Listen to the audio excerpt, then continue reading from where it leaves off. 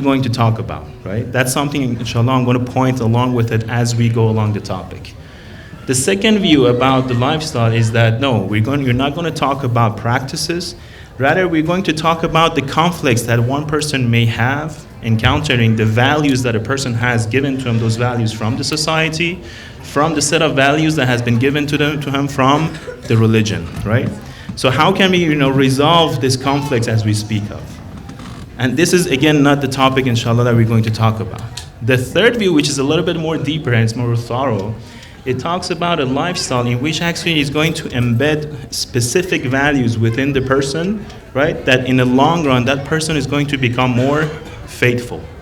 Meaning that having faith, being a religious person, being a believer, right, should have some sort of an outcome for us. If that outcome does not express itself, that means that you have made a mistake somehow in the process of being a faithful person, right?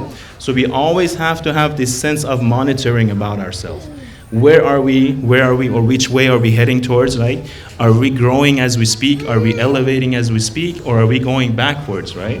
So we always have to have this sense of monitoring regarding our actions, our behaviors, our intentions, and even our thoughts and emotions, right? So all of this falls within the topic of lifestyle, right? So why this topic? What is so important about this topic? It is the month of Muharram. Can we just talk about the history of Muharram, the movement of Imam Hussein, and talk about all the historical fact that has happened in this 10 days? Yes, as I mentioned, I'm going to talk about all of those as we go along, right? But the point is, as I mentioned yesterday, when we look at the movement of Imam al-Hussein, one of the major questions that should come up to our mind is that what happens that so many of so-called Muslims take a stand against the grandson of their own holy prophet, right, after 50 years, after 40 years, after the demise of the holy prophet. What changes in the people, right? We know that both sides, they were offering salat, right? The Imam's army, they were offering salat. The Ubaidullah, Ziyad, Umar Saad's army, they were offering salat as well. They were reciting the Quran, the other side was reciting the Quran as well. They had the memorizer of the Quran, the Hafizin of the Quran. The side of Umar Saad, they also had the Hafizin of the Quran. A lot of people on the Umar Saad's army, like, they were known as Siqa, they were known as trustable person, right? So when they would go to the court of law, usually you have to take a witness with you if you have a claim, right? One of the conditions of a witness is that he has to be a just person, he has to be trustable. So a lot of people from the army of Umar Saad that they would take to court, they were known as a just and pious person, right, in that society. So what happened? What made that that change of a momentum in which from piety, from going on the path of Sirat al-Mustaqim, they turn completely in the opposite direction and they go and they take a stand against the grandson of Rasulullah. For example, like Shimr ibn Zuljoshan, we know him as this evil person who is the most wicked of all the people, right?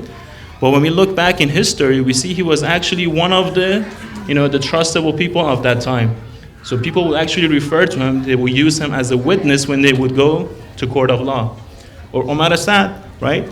He wasn't just a normal layman person. No, he was what we call the mujtahid of his time, right? He was one of the ones who actually, some reports say he had memorized the entire Quran. He was an expert in Quran interpretation, right? So what happens that he takes the position, and not only in any average position, but a commanding position of an army against Imam al-Hussein, right? So when we make a comparison, we have to find out what are those key points, what are those warning zones, what are those danger zones, right? In which if you're not paying attention to, if you're not, trying to conceive from them, we may actually fall for the same mistakes. Of course, we try to avoid that, right? That's what the smart move is. We have to learn from this stuff. So this topic of lifestyle, when we talk about, it has different stages. The practice is basically the last stage of it, which actually shows itself in the matter of actions. But before we get to the practice, we have to talk about values, and before values, we have to talk about the perspective, right? How does the mu'min sees the world? How does the mu'min sees himself? How does the mu'min sees Allah subhanahu wa ta'ala? How does the mu'min sees other human beings, right? Or how does the mu'min sees the relationship between himself and the nature? These are the stuff that we have to know. Why? Because if you do not know this stuff, we're just following a specific acts as if like we've been told, right? So when the doubt comes, when the test comes, when there comes a choice between, for example, choosing what we prefer or what we desire for and what Allah subhanahu wa ta'ala desires for us, we tend to fall for our own personal ego, right? Because there is no knowledge beyond what we are doing. So that's why we see that like the topic of ilm and the topic of ma'rifah becomes so important. I mentioned this one yesterday as well, that there was this hadith that Jibreel came to the Holy Prophet Rasulullah sallallahu alayhi wa alihi wa sallam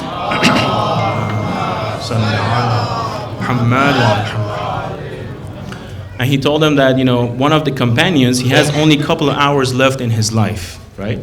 So Rasulullah turns around and tells the companion that, hey, be aware that you have only a couple of hours left in your life. So he immediately turns around and he asks the Holy Prophet, so what should I do in the remaining hours of my life?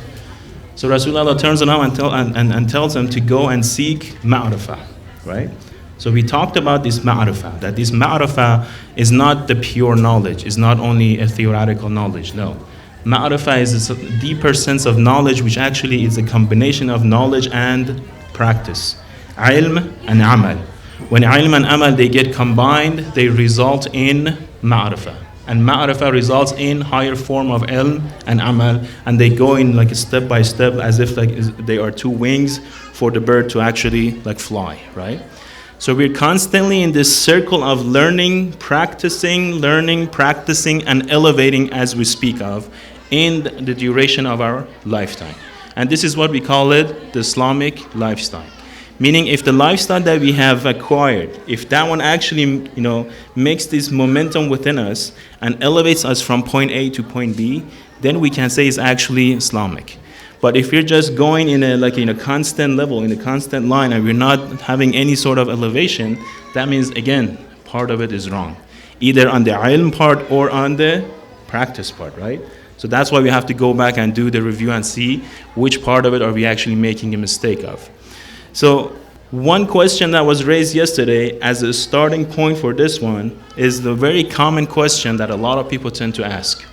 Now, for us, the Muslims, the Shias, that we say that we are the followers of the school of the Ahlul Bayt, this may be a very common question.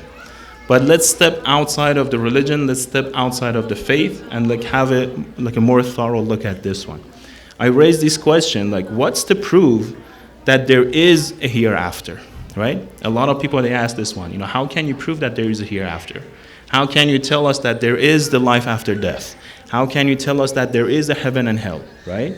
So we have to have answers for this one as well. We cannot point to it. We cannot say, hey, okay, so here's the heaven, here's the hell, here's the life after death, right? So what's the best approach to actually take upon this sort of questions, right?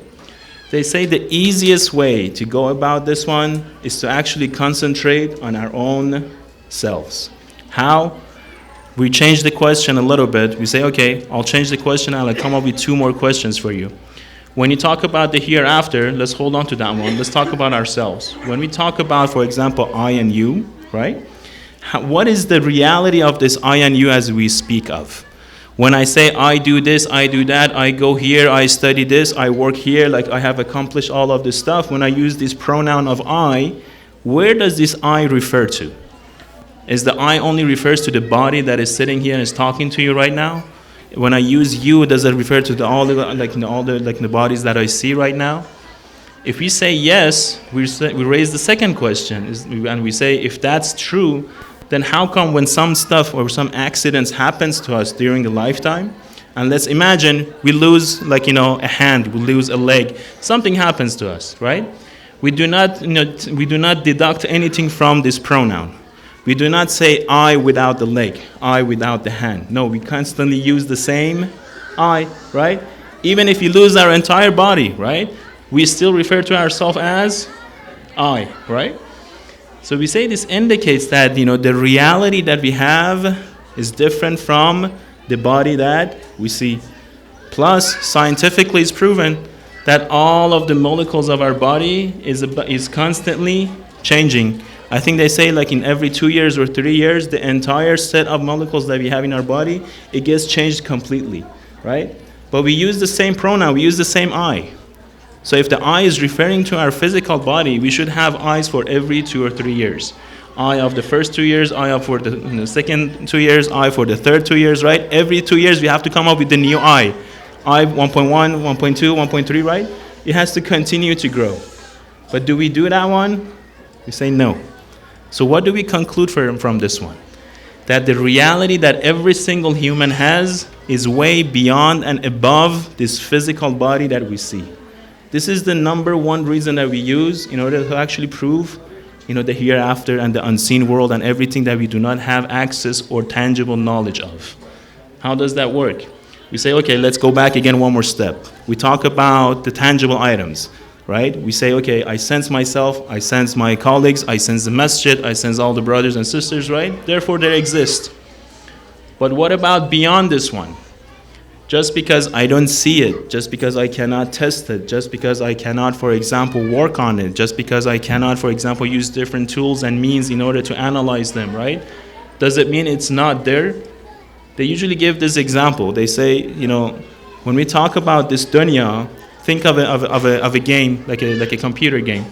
In a lot of computer games, they have this map, like especially in the strategical games, right? This map continues to grow as you advance in the game, right? So the new world gets added to it. So you go from one map to another map to a third map to a fourth map. It continues to grow. You don't know for how